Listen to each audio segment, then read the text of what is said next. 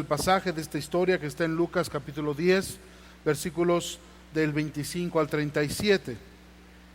Y Dios nos ha hablado que este año 2015 es un año para compartir. Y sin duda, Dios nos habló hace algún tiempo, yo espero que usted lo recuerde al oír mis palabras, que hay muchas personas hoy que están orando por un milagro en sus vidas.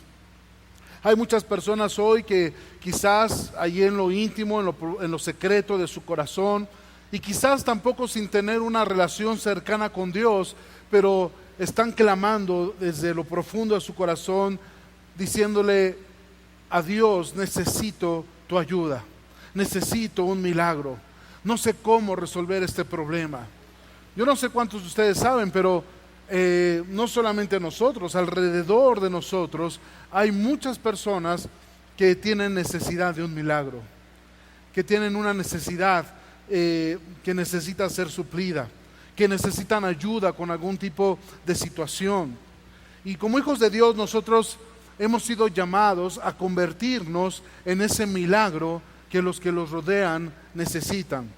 Dios le ha placido usar gente para que esa gente se convierta en un milagro para otros. Y quiero decirte que Dios te ha escogido a ti, me ha escogido a mí como sus hijos, para que nosotros podamos convertirnos en el milagro que otras personas necesitan.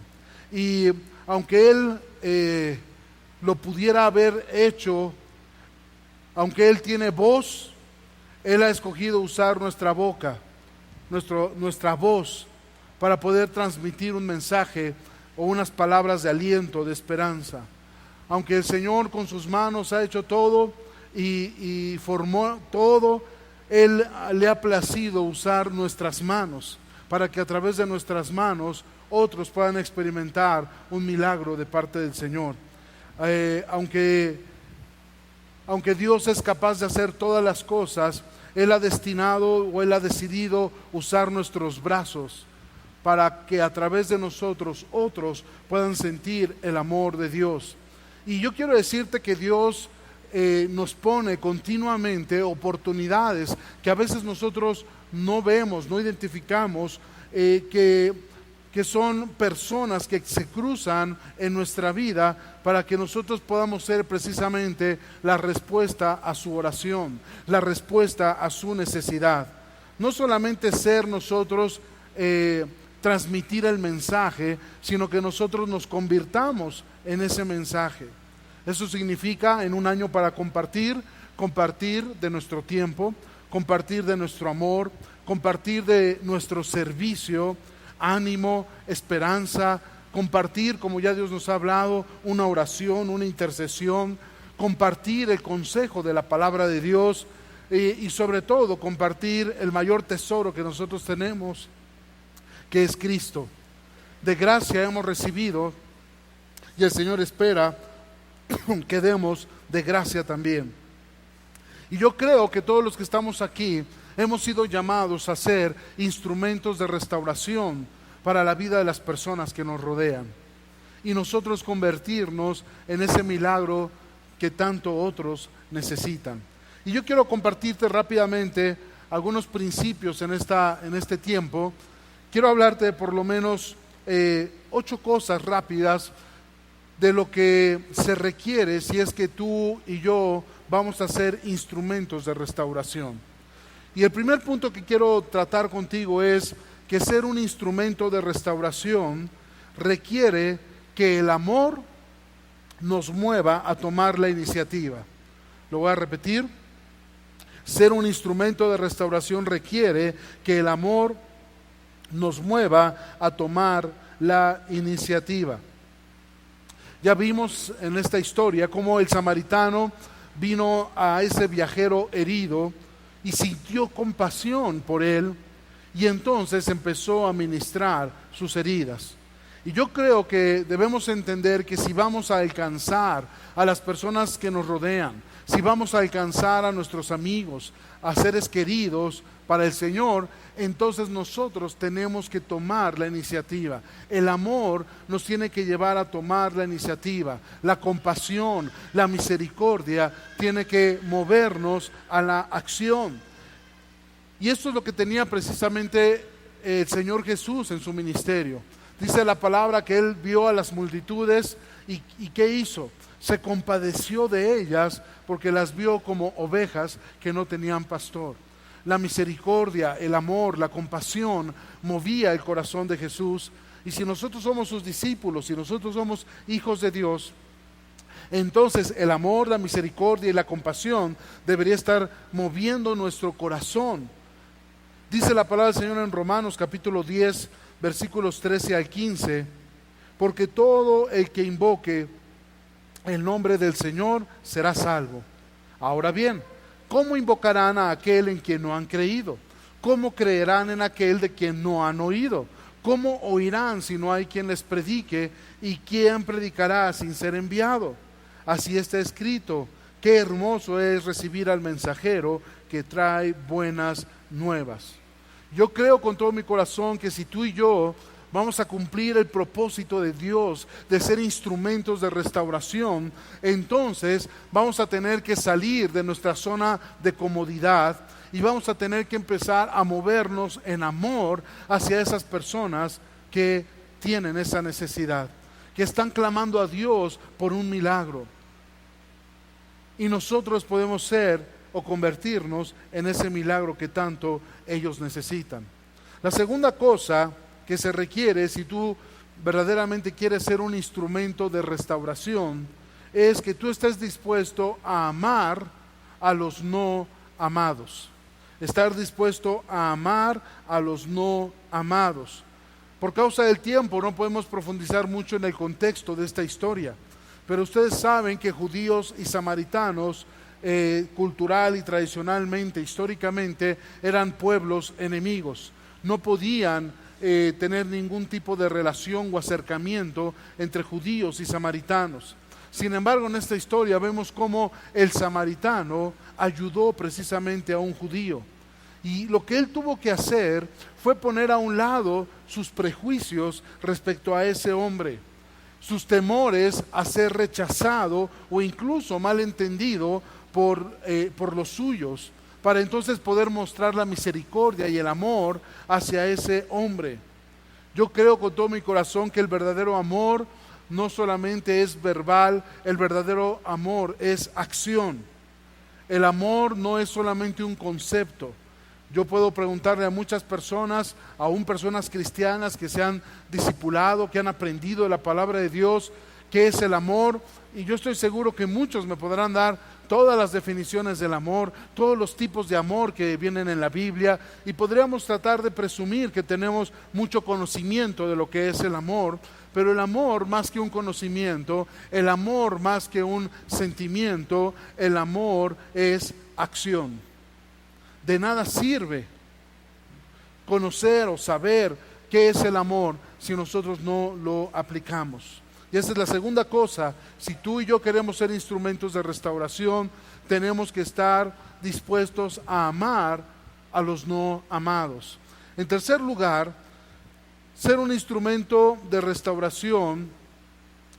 Si tú quieres ser un instrumento de restauración, tú debes de saber que no habrá impacto en la vida de las personas si no hay contacto. En otras palabras, o resumiéndolo, es: no hay impacto sin contacto. No podemos impactar la vida de las personas con el más grande tesoro que tenemos, que es el amor de Dios, si no hay contacto con ellas. En esta historia vemos la actitud del sacerdote y vemos la actitud del levita. Hay muchas interpretaciones de por qué el sacerdote y el levita no se pasaron de largo. Obviamente, lo importante es que pues ellos en su posición religiosa no querían contaminarse, no sabían si este hombre estaba muerto o no. Aquí en la traducción en español, cuando leemos esta historia, se dice que los ladrones lo dejaron medio muerto. Pero en el original la palabra que se utiliza es que el hombre estaba ya totalmente inconsciente y que prácticamente parecía ya un hombre muerto. Entonces, los sacerdotes y los levitas no podían acercarse a un cuerpo muerto, porque en la ley eso significaba que iban a contaminarse. Entonces no iban a ser aptos para su trabajo, su servicio. Así es que ellos vieron a este hombre, lo vieron en esa condición, que estaba totalmente herido y prácticamente a sus ojos estaba muerto. Ya no había nada que hacer y ellos no estaban dispuestos a contaminarse. Estaban con un prejuicio religioso en contra de ese hombre. Sin embargo, Jesús describe 5 cosas que hizo este samaritano por el hombre herido, judío. 5 actos compasivos. En primer lugar, Él se acercó a él, vendó sus heridas. En segundo lugar, Él no solamente se acercó movido por la misericordia, sino que dice la palabra de Dios que Él vendó sus heridas con vino y con aceite. Y es muy importante, es muy significativo que fuera vino y aceite.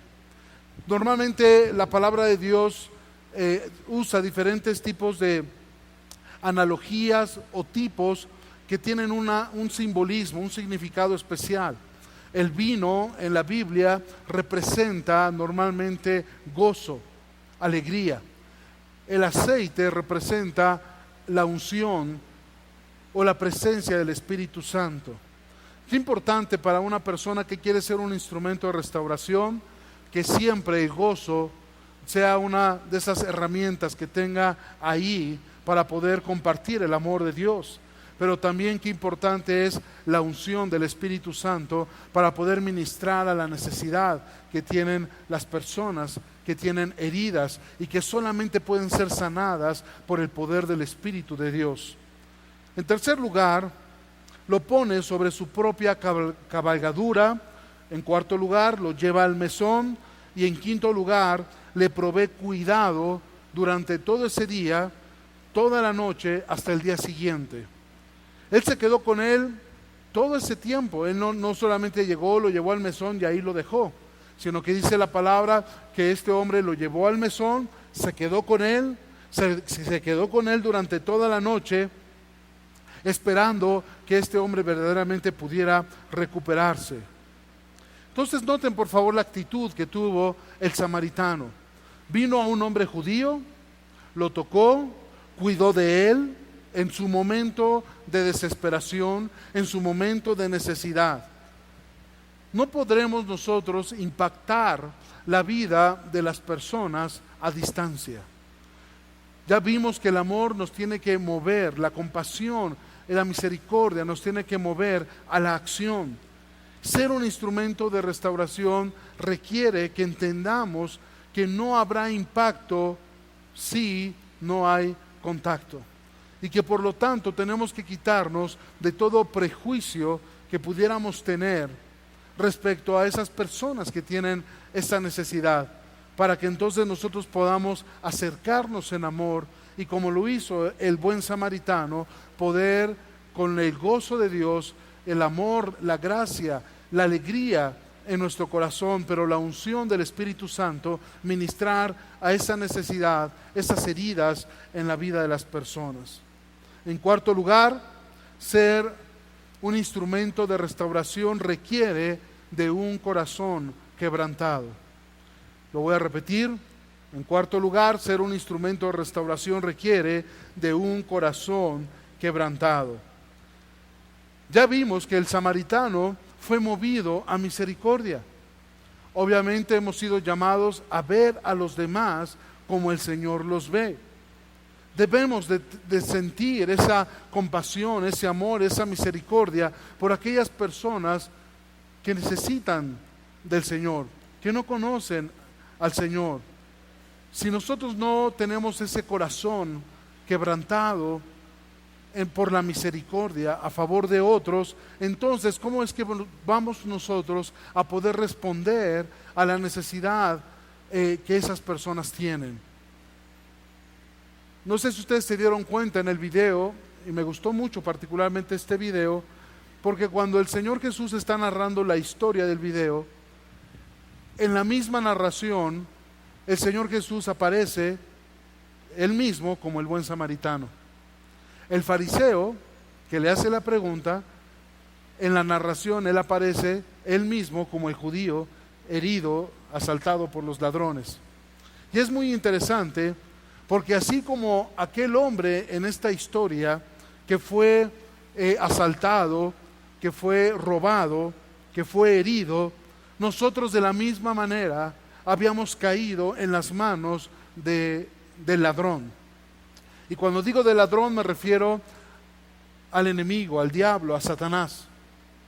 Nosotros mismos, como aquel hombre, habíamos caído en manos del enemigo, aquel que vino a robar, matar y destruir. Nosotros mismos ya estábamos despojados de la vida de Dios. Nosotros mismos, como aquel hombre, estábamos heridos de muerte, y en este caso nosotros, por causa de nuestro pecado. Sin embargo, el Señor Jesús, como el buen samaritano, al vernos, tuvo compasión de nosotros, tuvo amor por nosotros. Por eso dice la Escritura: de tal manera amó Dios a la humanidad, que el mismo Señor Jesús estuvo dispuesto a venir. Así como lo hizo el samaritano,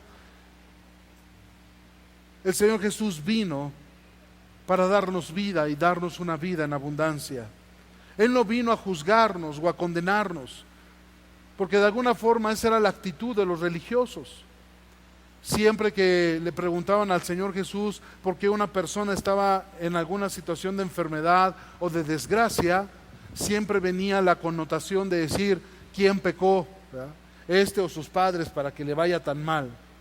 Y a veces nosotros tenemos ciertos prejuicios también religiosos. Sin embargo, el Señor Jesús no vino a condenar al mundo. El Señor Jesús vino para que el mundo sea salvo por medio de su amor. ¿Y qué hizo el Señor Jesús? Como lo hizo el samaritano, Él estuvo dispuesto a venir y tocar lo inmundo, dispuesto a ir, o en este caso a venir por nosotros, que estábamos también perdidos, moribundos y necesitados. En esta historia, Jesús es el buen samaritano, aquel que se despojó a sí mismo para hacerse hombre, hacerse siervo y venir a dar su vida para que nosotros pudiéramos ser sanados, para que nosotros pudiéramos ser restaurados, para que nosotros pudiéramos alcanzar la salvación. Pero ahora el Señor nos pide hacer lo mismo a nosotros. La respuesta del Señor Jesús a la pregunta fue: ve y haz tú lo mismo y vivirás. Entonces el Señor espera que tú y yo, como el buen samaritano, estemos dispuestos a acercarnos y a ministrar la necesidad de las personas que están a nuestro alrededor. ¿De qué sirve que conozcamos tanto de la palabra de Dios? ¿De qué sirve que tomemos tantos discipulados? ¿De qué sirve que aprendamos tanto acerca de lo que es el ministerio y el servicio si nosotros no lo compartimos? Si no damos de gracia lo que de gracia hemos recibido. Si el amor no nos lleva a aplicar todo eso que ya sabemos, todo eso que ya conocemos, en acciones que restauren la vida de tantas personas que están a nuestro alrededor, que tienen tanta necesidad de Dios. ¿Vamos bien hasta aquí? El sacerdote y el levita representan la ley, pero el buen samaritano, que es Jesús, representa la gracia. Y lo que la ley y la gracia no pudo hacer por nuestra condición, por nuestro pecado, la gracia y el amor lo pudo hacer. Así es que ser un instrumento de restauración requiere que tú y yo tengamos un corazón quebrantado por la compasión, por el amor. En quinto lugar, ser un instrumento de restauración requiere de amor verbal y no verbal. Lo voy a repetir: ser un instrumento de restauración requiere de amor verbal y no verbal. En toda la historia, nunca vemos al samaritano diciéndole algo al hombre herido. El samaritano no habló con él, no le dijo una sola palabra, pero en vez de eso, él demostró su amor con acciones, no con palabras, con acciones. Hay un tiempo para todo y habrá un tiempo en que tú necesitarás hablar y compartir del amor a través de tu boca, de tus palabras. Pero lo que es un hecho es que nuestra vida misma tiene que ser ese amor en acción todos los días, a través del cual la gente pueda ver el amor de Dios a través de nosotros. Hemos estado hablando durante varias semanas que hay personas que nunca han abierto una Biblia, hay personas que nunca han escuchado una predicación, que nunca han ido a la iglesia, que nunca han escuchado un canto de alabanza, que nunca han leído un buen libro cristiano, que nunca han leído la Biblia, pero que nos están leyendo a nosotros todos los días. Ellos están leyendo la manera en cómo nosotros vivimos. Y más que el amor que a veces nosotros decimos tener, nuestro estilo de vida debería de ser un mensaje de amor que la gente pueda experimentar a través de nuestras acciones, a través de nuestras actitudes, a través también de nuestras palabras. Más que un mensaje audible, es un mensaje visible del amor de Dios por nuestra manera de vivir, por nuestro estilo de vida. Así es que nosotros tenemos que demostrar el amor de Dios cada día con cada persona que nosotros conocemos. Y obviamente el amor de Dios se demuestra a aquellos que están en algún tipo de necesidad, quien quiera que sea, y no importando la condición en la que se encuentre. En sexto lugar, ser un instrumento de restauración requiere flexibilidad de mi parte. Lo voy a repetir. Número 6, ser un instrumento de restauración requiere flexibilidad de mi parte. El samaritano, como los demás, estaba de viaje. El samaritano no estaba transitando por esos caminos buscando judíos heridos. Eso no estaba haciendo el samaritano. Él iba simplemente de viaje. Él tenía un lugar a donde ir, él tenía cosas que hacer, él tenía personas a las cuales ir a ver. Pero llegó el momento en que el samaritano estuvo dispuesto a ser flexible, a hacer ciertos ajustes para hacer a un lado sus planes, para hacer a un lado su agenda, para poder suplir la necesidad de otros. Si tú y yo queremos ser efectivos en demostrar el amor hacia los demás, tenemos que aprender a ser también flexibles. Eso no significa que no tengamos planes o que no hagamos horarios. A lo que voy es que nuestros planes, nuestra agenda y nuestros horarios tienen que estar sujetos al señorío de Cristo. Que en cualquier momento, cuando el Señor diga a quién iré, a quién enviaré, nosotros podamos decir: aquí estoy, Señor, yo iré. A veces estamos tan enfocados en nosotros mismos, estamos tan enfocados en lo que nosotros tenemos que hacer, estamos tan enfocados en cumplir con nuestros compromisos, con nuestras agendas, que no nos damos cuenta de las oportunidades cotidianas que el Señor pone para que nosotros podamos demostrar su amor a aquellos que lo necesitan. Número 7. Ser un instrumento de restauración requiere la disposición de sacrificarme física y financieramente. Número 7. Ser un instrumento de restauración requiere la disposición de sacrificarme física y financieramente. Yo quiero que vean por favor en esta historia cómo el buen samaritano cargó al herido y él lo montó sobre su propia cabalgadura. Así como el Señor Jesús tuvo que cargar esa cruz que nos correspondía a nosotros, el Señor Jesús, el buen samaritano, cargó al herido. Dice la palabra que lo montó en su propia cabalgadura. Él tuvo que poner de los recursos que tenía. Él tuvo que sacar del vino que tenía. Tuvo que sacar del aceite que traía. Tuvo que hacer un vendaje con la ropa que él traía. No solamente eso, él tuvo que sacrificar tiempo, esfuerzo, para transportar a este hombre herido hasta un mesón. Y dice que él pagó un cuarto para poder alojarse junto con ese hombre herido. Le dio cuidado físico durante todo ese resto del día y durante toda la noche. Y aún estuvo dispuesto a pagar por el cuidado personal que este hombre necesitaba y cubrir además cualquier gasto adicional. Hay un precio que tenemos que pagar si es que nosotros vamos a manifestar amor y cuidado por aquellos que necesitan restauración. Hay muchas tipologías en esta historia.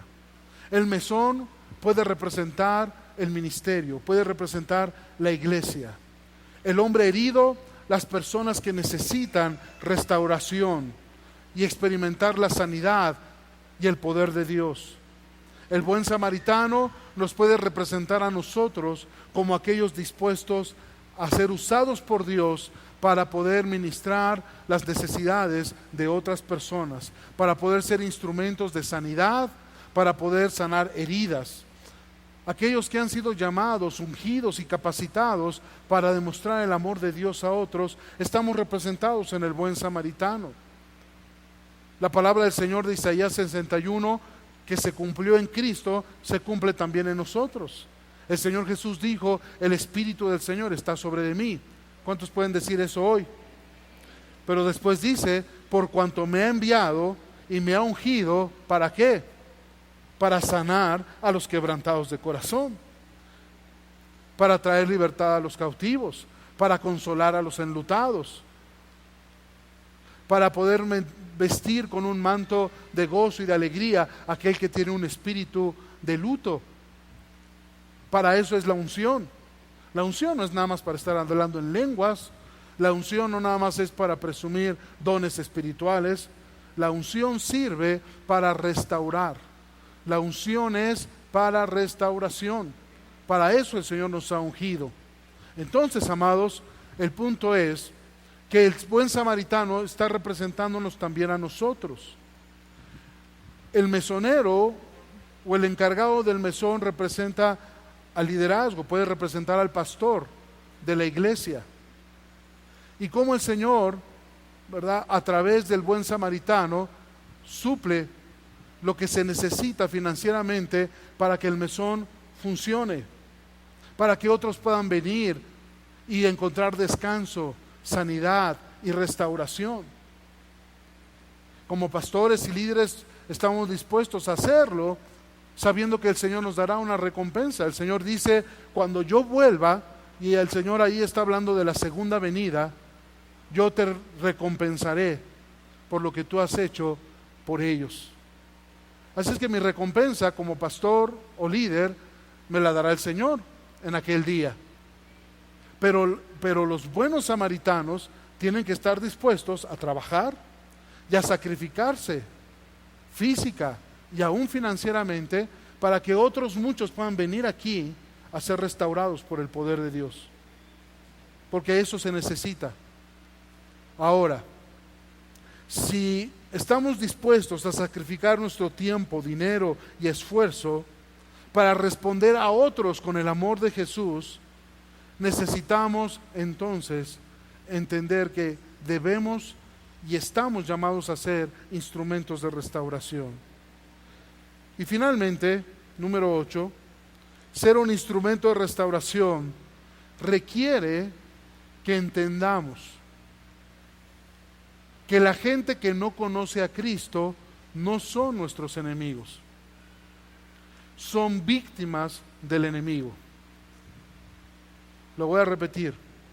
Si tú quieres ser un instrumento de restauración, tú tienes que entender que la gente que no conoce a Cristo no es tu enemigo, sino que son víctimas del enemigo. El hombre herido no era el enemigo, el ladrón era el enemigo. Tu amigo, tu familiar, tu conocido, tu vecino, tu compañero de trabajo, tu jefe, tu suegra, quien sea, no es el enemigo. Es víctima del enemigo. Nuestra lucha, dice la Escritura, no es contra carne y sangre. Nuestra lucha es contra las fuerzas espirituales de maldad. Nuestra responsabilidad es que tengamos este entendimiento claro. Nuestros enemigos no son seres humanos. A ellos hay que demostrarles el amor de Dios. Nuestro verdadero enemigo es el ladrón, llamado así también Satanás, ¿no? Aquel que viene a robar, a matar y a destruir. Él es el enemigo. Cuando nosotros entendemos esto, podemos quitarnos ciertos prejuicios, ciertos estorbos, cuando entendemos realmente quién es el enemigo. Así es que termino esta reflexión. ¿Cuántas veces nosotros hemos sido como esos líderes religiosos judíos, ocupados en nuestras agendas, centrados en nosotros mismos, insensibles a los demás, quizás algunos hasta orgullosos, ¿no?, de que somos mejores que otros? Y yo sé que este tipo de preguntas y de mensaje yo ya sabía que no iba a escuchar hoy muchos amenes, porque nos confrontan. Empezamos a caer en el fariseísmo, en la religiosidad. Criticamos mucho al fariseo, pero ¿cuántas veces nosotros somos como ese fariseo? Y todavía nos atrevemos a preguntar, ¿y quién es nuestro prójimo? Eso fue lo mismo que preguntó el fariseo. ¿Y quién es mi prójimo? Recuerden que cuando él hizo esa pregunta, él quiso justificarse, dice la Escritura. ¿Por qué? Porque él había entendido, este hombre fariseo, que amar a Dios y al prójimo era una demanda muy fuerte, que no fácilmente se podía cumplir. Así es que le pregunta al Señor, y bueno, ¿y quién es mi prójimo? Como diciendo, pues con quién tendría yo, ¿verdad?, que acercarme. Y si se dan cuenta en esa pregunta, la verdadera intención era poder como que separar ese concepto de prójimo, de decir, bueno, ¿a quién sí me debo de acercar y a quién no me debo de acercar? ¿Con quién yo estoy comprometido a amar y a quién no estoy comprometido a amar? En otras palabras, la pregunta sugiere que hay personas que no son dignas de su amor, o personas que él considera que debe de ignorar. ¿Y quién es mi prójimo?, preguntó este hombre. En realidad la pregunta no debería de ser ¿y quién es mi prójimo? La pregunta para nosotros debería de ser ¿a quién debo ser prójimo? Porque no se trata de las personas, se trata de nosotros. ¿A quién yo debería ser prójimo? En otras palabras, la decisión está en mí, no está en la identidad de la persona que yo me encuentro en mi diario vivir. Prójimo para nosotros y para aquel hombre fariseo, y fue lo que le dijo Jesús, es toda persona que necesita de nuestra ayuda. Ese es nuestro prójimo. Y yo les pregunto, ¿cuántos de los que están aquí conocen gente que necesita ayuda? Muy poquitos. Todos conocemos gente que necesita ayuda. Todos conocemos gente que necesitan un milagro. Y yo quiero decirte que Dios nos ha colocado a todos en posiciones estratégicas, donde Él sabe que ahí donde estamos, ahí donde nos desenvolvemos todos los días, ahí donde trabajamos, ahí donde estudiamos, ahí donde está nuestro negocio, ahí donde nosotros, cada uno, tenemos nuestras actividades cotidianas, Dios nos ha colocado estratégicamente porque Él sabe que ahí hay personas que están esperando un milagro. Y Dios quiere que tú y yo seamos ese milagro. Que tú y yo entendamos que hemos sido llamados a ser instrumentos de restauración, que debemos de compartir y dar de gracia lo que de gracia también nosotros ya recibimos. Gracias por Jesús, nuestro buen samaritano. Pero ahora el Señor dice, ahora ustedes deben de ser el buen samaritano. Amén. Vamos a ponernos en pie, por favor, y vamos a orar.